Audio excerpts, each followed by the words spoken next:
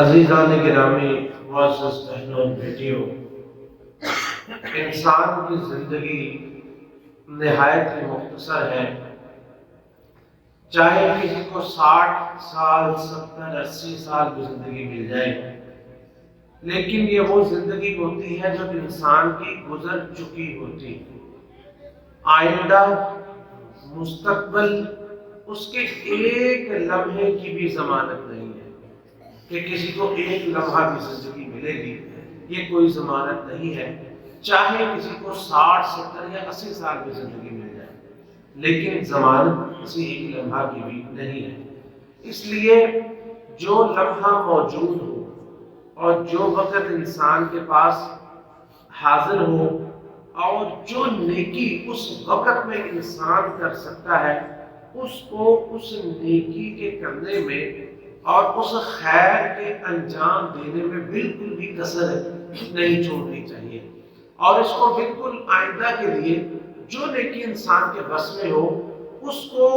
کسی اور وقت کے لیے مؤخر نہیں کرنا چاہیے، کیونکہ اگلا وقت ہمیں علم ہی نہیں ہے کہ ہمارے پاس ہے یا نہیں۔ یعنی یہ استطاعت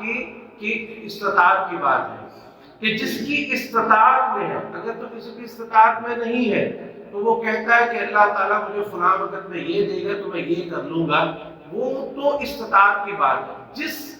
وقت کی یا جس وقت جس نیکی کی انسان کے پاس استطاعت موجود ہے، اس کو اس میں تاخیر نہیں کرنی چاہیے، جیسا کہ رسول اللہ صلی اللہ علیہ وسلم نے فرمایا التؤدة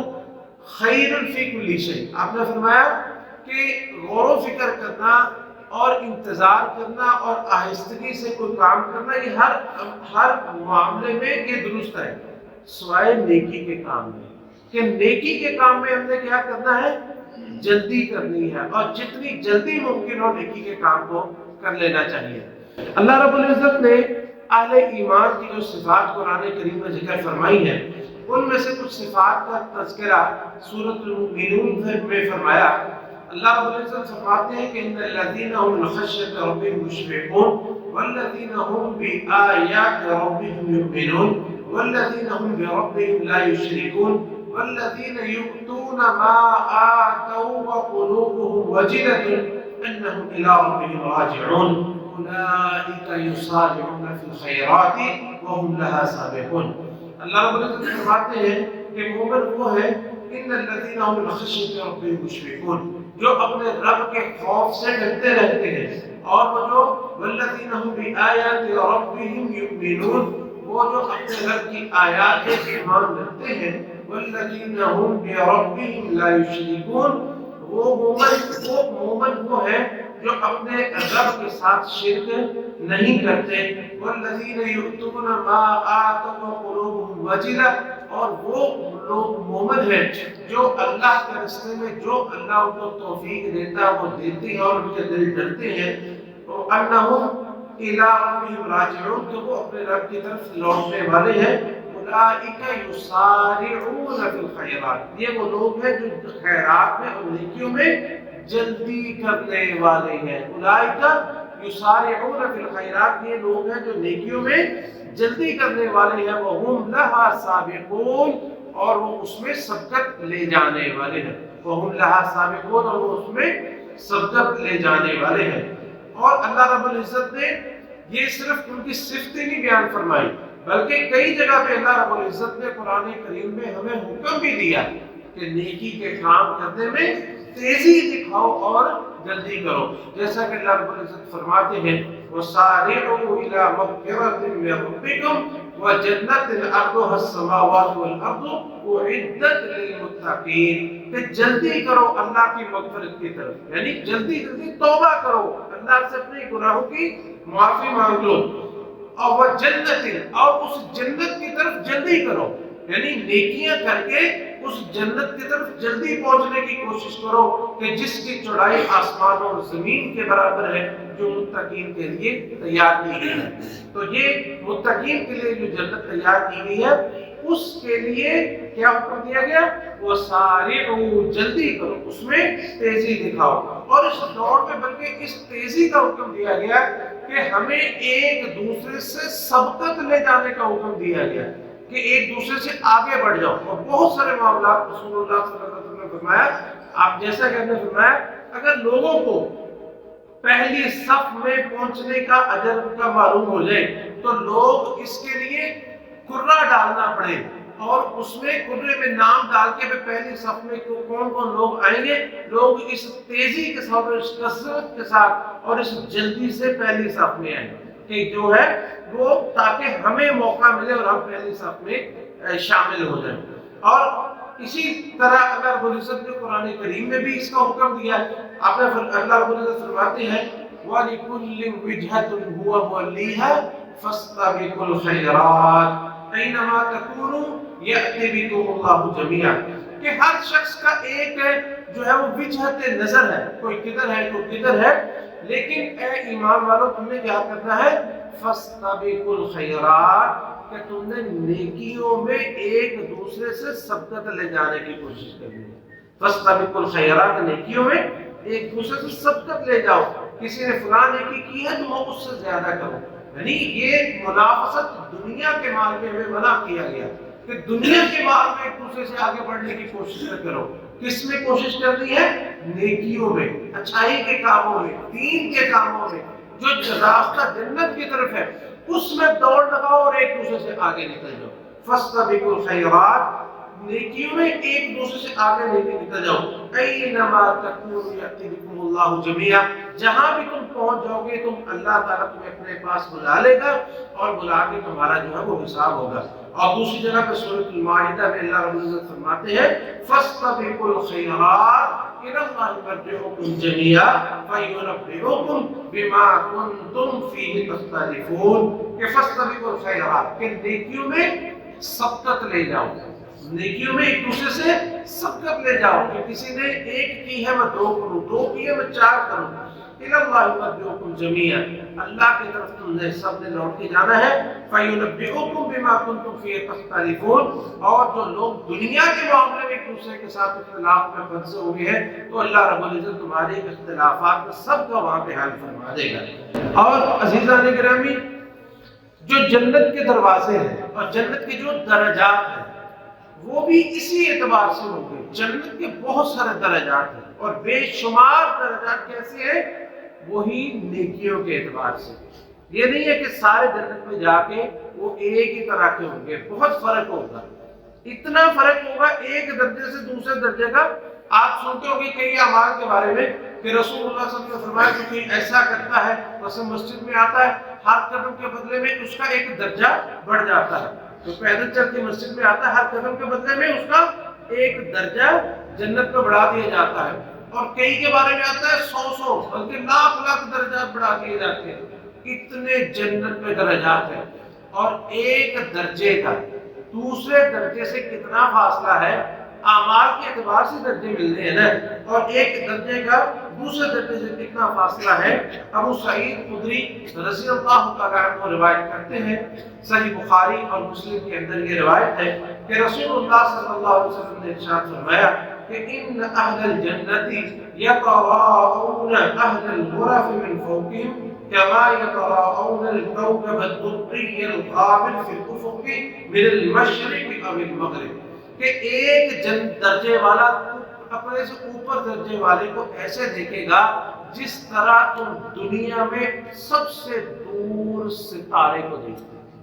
دنیا میں جیسے سب سے دور ستارہ نظر آتا ہے نا, تو اس طرح نیچلے درجے سے اوپر والا درجہ اتنا جو ہے وہ دور نظر آئے. لیکن تفاضل ما بینہم, قال یا رسول اللہ صلی اللہ علیہ وسلم تلک منازل الانبیاء لا یبلغها غیرهم. تو صحابہ نے کہا اللہ کے رسول یہ اوپر والے درجے تو انبیاء کی ہوں گے, تو دوسرا تو کوئی نہیں پہنچ سکے گا. آپ نے فرمایا بلا, کیوں نہیں پہنچ سکتے؟ والذی نفسی بیدہ رجال آمنوا باللہ وصدقوا المرسلین, بلکہ وہ لوگ بھی پہنچیں گے جو اللہ پہ ایمان لائے اور رسولوں کی تصدیق کی, یعنی اپنے اعمال کے ساتھ. ایمان صرف زبان کا نام نہیں ہے, بلکہ ایمان کس چیز کا نام ہے؟ زبان سے اقرار ہو, دل سے تصدیق ہو اور عمل بالجوارح، یعنی انسان اس پہ عمل کر کے دکھائے اور رسولوں کی وہ تصدیق کرے کہ جو آپ نے فرمایا کہ فلاں کام کا اتنا اجر ہے، فلاں کا اتنا اجر ہے، اس پہ ایمان اور یقین رکھتے ہوئے انسان وہ عمل سر انجام دے، تو یہ لوگ اوپر والے درجوں تک پہنچ جائے گے۔ اللہ رب العزت ہم سب کو اوپر والے درجوں میں پہنچا دے گا۔ حضرات گرامی، دنیا میں فتنے بے شمار ہیں۔ کبھی یہ ہوتا ہے کہ انسان کو آج کسی نیک عمل کی توفیق مل جاتی ہے، لیکن کل وہ کسی ایسے فتنے کا سامنا کرتا ہے تو اس کو نیکی کی توفیق ہی نہیں ملتی۔ بہت دفعہ ایسا ہوتا ہے۔ مثال کے طور پر دیکھیں، ہمارے لیے اس وقت اپنے ملک میں یا شاید پوری دنیا میں نماز پڑھنا کوئی مسئلہ نہیں ہے، نماز پڑھنا کوئی مسئلہ نہیں ہے، اللہ کے راستے میں صدقہ کرنا کوئی مسئلہ نہیں ہے، اللہ کا ذکر کرنا کوئی مسئلہ نہیں ہے، حج عمرہ جس کے پاس توفیق ہے جانا چاہے اس کے لیے کوئی مسئلہ نہیں ہے۔ لیکن آپ نے دیکھا کہ پچھلے 2 سال ایسے گزرے ہیں کہ جس میں نماز پڑھنا ہی مسجدوں میں مشکل ہو گئی تھی۔ جو کورونا کا دور ہے، مسجدوں میں نماز پڑھنا مشکل ہو گئی تھی، حج بند، عمرہ بند، یعنی کئی ایسے مسئلے بن سکتے ہیں۔ یا تو وہ مسئلے جو ہے وہ فتنوں کی شکل میں بن سکتے ہیں، یا انسان کے اپنے نفس میں بن سکتے ہیں، انسان کے اپنی جان میں مسئلے بن سکتے ہیں، انسان سے وہ استطاعت ختم ہو جائے۔ مثلا مال ہے وہ چلا گیا، مثلا صحت ہے وہ چلی گئی، یہ زندگی ہے ختم ہو گئی، یا یہ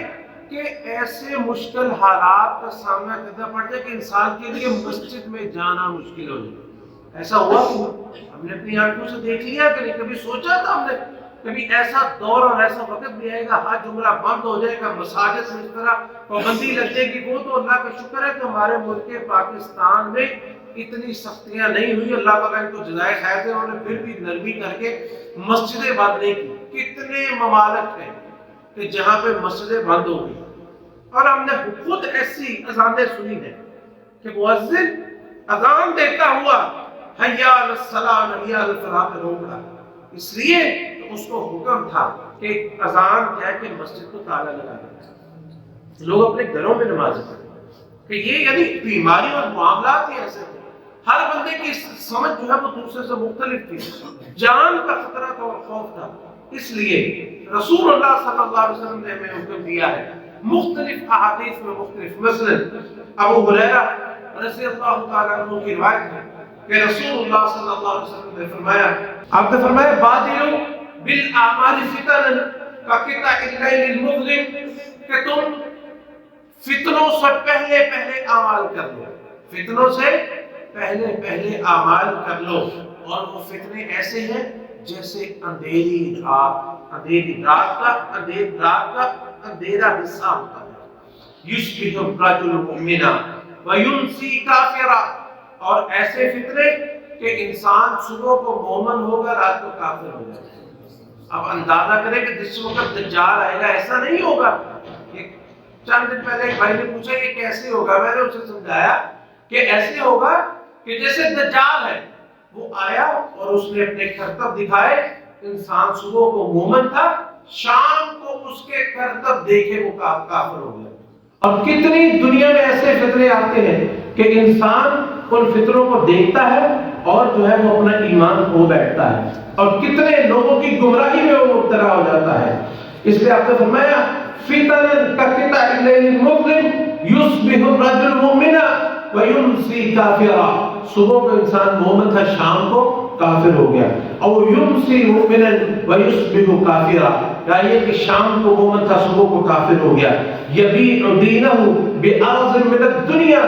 دنیا کی کسی لالچ میں آ کے اپنے دین کو فروخت کر دیتا ہے۔ اس لیے آپ نے فرمایا بادروا بالاعمال، اس سے پہلے پہلے فتنوں کے آنے سے پہلے پہلے نیک اعمال کر لو، اچھے اعمال کر لو۔ یہ صحیح مسلم کی روایت ہے، اور صحیح مسلم کی دوسری روایت ابو ہریرہ رضی اللہ تعالیٰ عنہ سے ہی ہے، آپ نے فرمایا بادروا بالاعمال الستہ، کہ 6 چیزوں سے پہلے پہلے نیک اعمال کر لو، 6 چیزوں سے پہلے پہلے نیک اعمال کر لو۔ وہ کون کون سے ہیں؟ طلوع الشمس من مغربہا، جس وقت سورج مشرق کی بجائے مغرب سے غروب ہوگا اور نامہ اعمال پھر بند کر دیے جائیں گے، اعمال کا سلسلہ ختم کر دیا جائے گا، کسی کی توبہ قبول نہیں ہوگی اور کسی کا نیک عمل پھر قبول نہیں ہوگا۔ ابھی دخان یا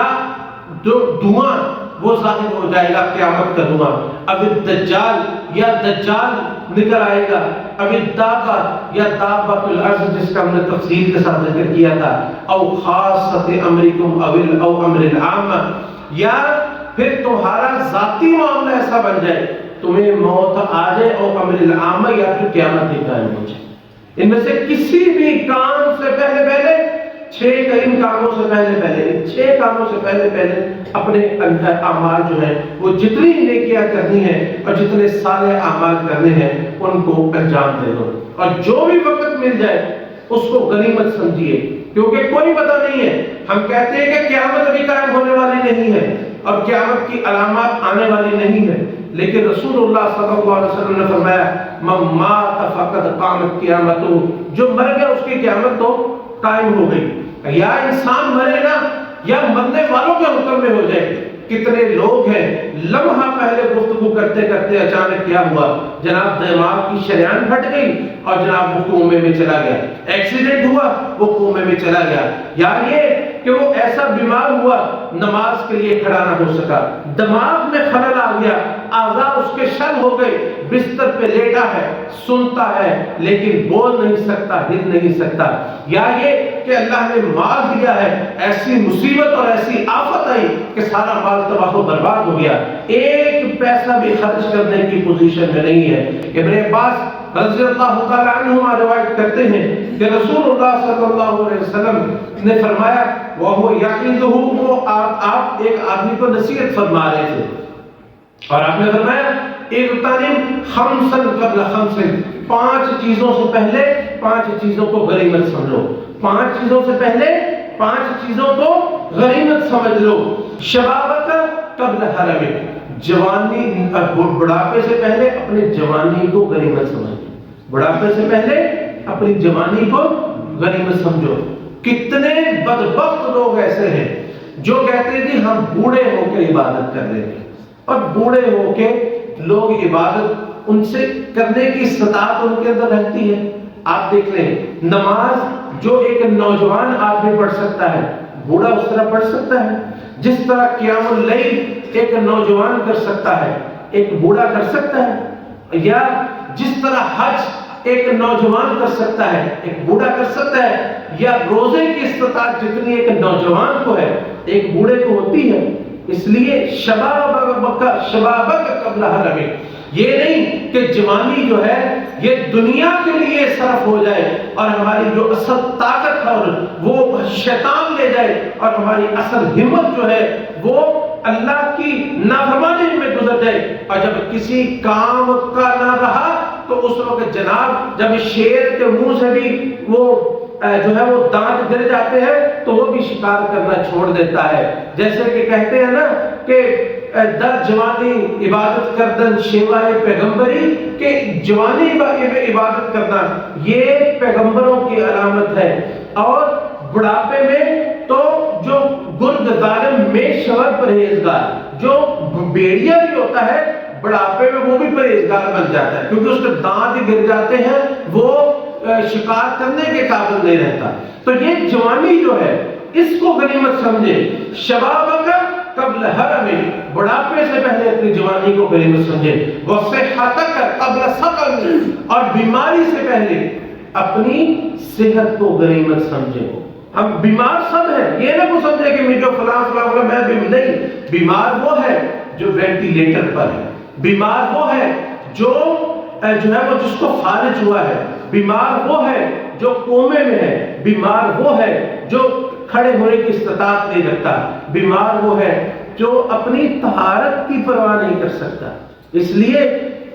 صحتک قبل حرمک، ہر بیماری سے پہلے اپنی صحت کو غنیمت سمجھے۔ وغناک قبل فقرک، فقیری سے پہلے اپنی تمنگری، اپنے گناہ کو، یعنی مال کے چھن جانے سے پہلے مال کی موجودگی کو غنیمت سمجھے۔ جب مال چھن جائے پھر انسان حسرت کرے، ہائے کاش میں نے اس مال سے کچھ کمایا ہوتا اور یہ اللہ کے راستے میں کچھ صدقہ کیا ہوتا اور تو میرے لیے بھی کوئی نیکیاں ہوتی۔ یا یہ کہ مال ہوتا ہے انسان اس وقت کہتا ہے نہیں میں یہ کل خرچ کروں گا یا پرسوں کروں گا یا اس میں نہیں یا اس میں نہیں۔ تو یہ مال جب مل جائے اس کو مال چھن جانے سے پہلے وہ موت کی شکل میں چھن جائے یا فقیری کی شکل میں چھن جائے، دونوں سے پہلے غنیمت سمجھے۔ وَفَرَاغَكَ قَبْلَ شُغْلِكَ، مصروفیت سے پہلے جو اللہ رب العزت نے اگر زندگی میں فرصت دی ہے کہ اللہ کا ذکر کرنے کی، نماز پڑھنے کی اور اللہ کی عبادت میں وقت لگانے کی، تو اس کو غنیمت سمجھے۔ وَحَيَاءَكَ قَبْلَ مَوْتِكَ، اور ان سب کا خلاصہ یہ ہے موت سے پہلے اپنی زندگی کو غنیمت سمجھے۔ ابو ہریرہ رضی اللہ تعالیٰ عنہ روایت کرتے ہیں رسول اللہ صلی اللہ علیہ وسلم کے پاس ایک آدمی آیا، پوچھتا ہے اللہ کے رسول ای الصدقۃ اعظم اجرا، کون سا صدقہ جو ہے وہ اجر کے اعتبار سے بڑا ہے؟ آپ نے فرمایا ان تصدق وانت صحیح شہید تخشى الفقر وتأمل الغنى، تو آپ نے فرمایا کہ سب سے بہترین صدقہ وہ ہے کہ تو صحت مند ہو،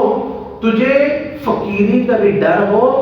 اور تجھے گناہ یعنی مال و دولت کی حرص اور تمنا بھی ہو، اس حالت میں اپنے ہاتھ سے مال خرچ کرو۔ یہاں نہیں، ایسا نہیں حتی اذا بلغت الحلقوم، جان اٹک کے حلق میں آ گئی اور کہیں فلاں کو اتنا دے دو، فلاں کو اتنا دے دو، فلاں کو اتنا دے دو، آپ نے فرمایا اس میں اب تیرا اختیار ختم ہے، کیونکہ وہ تو وراثت کی شکل میں فلاں فلاں کا ہو چکا ہے۔ مرتے وقت کوئی اگر وصیت کرتے میرا سارا مال صدقہ کر دو، خرچ کر دو، تو وہ وصیت پوری نہیں کی جائے گی، سوائش کے سولس مال کے۔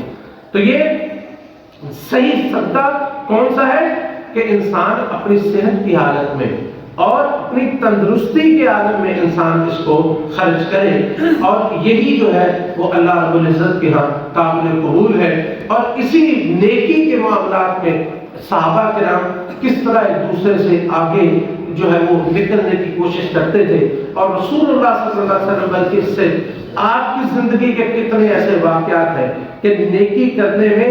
آپ سے تھوڑی سی تاخیر ہوئی تو آپ کیسے پریشان ہو گئے۔ جیسا کہ عقبہ بن حارث رضی اللہ تعالیٰ عنہ روایت کرتے ہیں کہ ایک دفعہ رسول اللہ صلی اللہ علیہ وسلم نے عصر کی نماز پڑھائی، سلام پھیری تو فوراً دوڑے آپ اپنے گھر کی طرف۔ صحابہ کرام پریشان ہو گئے کہ کیا معاملہ ہو گیا، اللہ کے رسول علیہ السلام کا یہ طریقہ نہیں تھا، عصر کے بعد آپ فوراً ایسا نہیں جایا کرتے تھے۔ تو آپ تھوڑی دیر بعد واپس آئے تو آپ نے فرمایا کہ میرے گھر میں کوئی سونا پڑا ہوا تھا اور مجھے خوف ہوا کہ کہیں یہ نہ میرے گھر میں پڑا رہ جائے، اس لیے میں فوری طور پہ آیا کہ وہ سونا اللہ کے راستے میں خرچ کروں۔ تو یہ انسان کی زندگی ہے کہ انسان کو ہر لمحے کو غنیمت سمجھنا چاہیے، چاہے وہ نیکی وہ